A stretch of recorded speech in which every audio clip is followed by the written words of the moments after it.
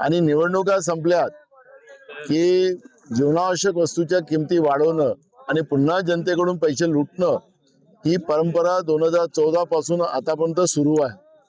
पण यावेळेस आपण पाहिलं असेल की जे दरवाढ जी झाली ती दरवाढ भारताच्या इतिहासातली सगळ्यात मोठी दरवाढ आहे. त्याच्यामुळे सर्वसामान्य मध्यमवर्गीय आणि गरिबांच्या तोंडातला घास या भारतीय जनता पार्टीच्या नरेंद्र मोदीच्या सरकारने हिसकलेला आहे आणि हेच सरकारचं फेल्युअर आहे. महाराष्ट्रामध्ये भाजपचं सरकार, अनेक राज्यामध्ये भाजपचं सरकार.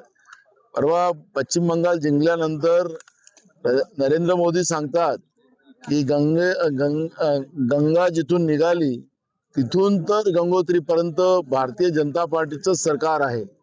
फक्त खोटं बोलून जनतेची मतं घ्यायची आणि सत्य मिळाल्यानंतर जनतेला लुटायची, ही जी परंपरा जी डबल इंजिनची चाललेली आहे त्याचाच हे परिणाम आहे की जनता हे भोगताय. माझं आव्हान आहे जनतेला की या फेकू सरकारला आणि जुमलेबाज सरकारला आता आपण यांच्या खोट्या आश्वासनात फसू नका आणि आता यांना सत्तेतून बाहेर काढायचा संकल्प जनतेने करावा, असं आवाहन मी जनतेला करतो.